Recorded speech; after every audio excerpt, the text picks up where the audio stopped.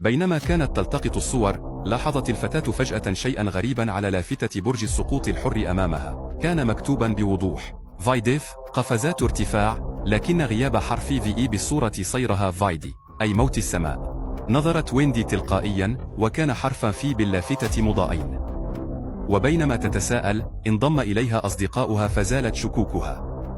لكن عند ركوبه الأفعوانية، لفح وجهه ريح عاتية. وبالصدفة، ألقت نظرة على السكة، فاجتاحها على الفور شعور بالقلق لا يمكن تفسيره. لمحت لافتة غريبة عند المدخل تقول: الموت ينتظرك خلف هذا الباب. تفحصت المكان، ولاحظت أن براغي القضبان فوق رأسها كانت مرتخية. زاد هذا قلق ويندي، فقد شعرت أن شيئا فظيعا سيحدث، لكن الآخرين لم يكترثوا. ولكي لا تفسد متعة صديقها، أجبرت ويندي نفسها على الجلوس في الصف الأخير تماما. أما صديقها جيسون المحب للإثارة، فجلس بالصف الأول وطلب من صديقه مرافقة ويندي. ولم ترتاح ويندي إلا بعد ربط حزام الأمان، غير مدركة لتسرب سائل من أنبوب هيدروليكي فوق رأسها مباشرة. أخرجت كاميرتها للتصوير، لكن موظفا منعها فورا، لأن سقوطها قد يسبب حادثا. وبجانبها، خبأ كيفن كاميرته، لكنه لمس علكة بالخطأ. وعند رؤية ذلك، أخفى فرانكي في الصف الأمامي كاميرته تحت سترته أيضا. ومع ضغط الموظف على الزر، بدأت رحلة الموت الحقيقية. وصل القطار بسرعة إلى أول منحدر حاد. انعدام الجاذبية المفاجئ أثار حماس الجميع، دون أن يلاحظ أحد أن تسرب النظام الهيدروليكي تفاقم. وفي تلك اللحظة تحديدا، أخرج فرانكي كاميرته. اندفعت العجلات للفراغ وانقسم القطار لنصفين. سقطت أول عربتين، وفي الخلف قذف لويس فورا. حاول كيفن الإمساك به لكن دون جدوى، وأمسكت كيفن بقوة إلى جانبها. لحسن الحظ، استقر القطار عند المنعطف التالي، لكن صديقهما ظل معلقا في الفراغ. صرخت ويندي ليتمسكوا جيدا.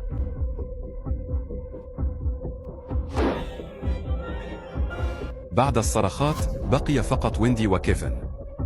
دفع أنها فقدت عقلها وصارت تهدي، لكن المسؤول قام مع ذلك بفك الأحزمة. اندفعت ويندي خارج القطار لتشرح الكارثة التي رأتها في رؤيتها، لكن بالنسبة لأي شخص كان يستمع إليها، بدا الأمر سخيفا تماما، حتى أن لويس أهانها بعنف ودفع كيفن. غاضبا، تدخل، مما أدى إلى نشوب شجار عام شارك فيه حتى زملاء الصف من حوله.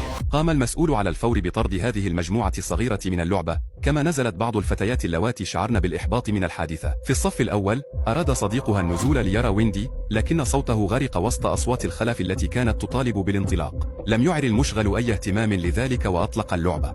بعد إفاقتها، تذكرت وندي بقاء صديقها باللعبة، فعادت راجية إيقافها. لاحقا، غرقت وندي باكتئابها، ورمقها الناجون بنظرات غريبة بدلا من مواساتها. وحده كيفن صدقها بعد أبحاث أجراها. فقبل سنوات، تحطمت طائرة بعدما رأى طالب رؤيا بالانفجار تشبه ما حدث مع وندي. حينها أنزل ركاب من الرحلة ثم انفجرت الطائرة فعلا. ومع ذلك، فالناجون القلائل من تلك الرحلة ماتوا جميعا في حوادث غريبة، مما أثار فضول وندي. تصفحت صور ذلك اليوم، واكتشفت بدهشة أن حبيبها كان يقف أمام تمثال لحاصد الأرواح، والأفعوانية تمر فوق رأسه كأنها تخترقه. أدركت وندي فجأة أن هذه الصورة تشبه بشكل غريب نوعا من النذير أو الإشارة المسبقة. سارعت إلى فحص بقية الصور، ولاحظت أن تعابير وجوه كل واحد من زملائها لم تكن طبيعية على الإطلاق. وعندما وصلت إلى صورة اثنين آخرين من زملائها في الصف، بدأت مصباح المكتب بجانبها فجأة يومض، بينما اجتاحها شعور قوي بالقلق على الفور. أحست بوقوع مكروه لهما، فاتصلت بهما فورا، لكن رد البريد الصوتي فقط. حينها، دخلت الفتاتان صالون التسمير. كان المدير مشغولا بالهاتف، فسند الباب بعبوة كريم، لكن هبت ريح فجأة وأغلقته تماما. وبالداخل، وضعت إحداهما مشروبها على الطاولة. بعد رفع الحرارة 10 درجات، استرخت الصديقتان بمقصورتهما. وبينما كانتا تستمتعان، انسكب مشروب على المحول الكهربائي بالأسفل، فحدث تماس وبدأت الحرارة ترتفع بسرعة. وعند ملاحظة الخلل، كان الأوان قد فات. وفي تلك اللحظة، انقلب شماعة معاطف بجانبهما، فاصطدمت برف جداري، فسقط اللوح ليعلق بالضبط أغطية الجهازين. دفعنا الأغطية بقوة للهرب، ولم يبق لهن إلا صرخات يائسة.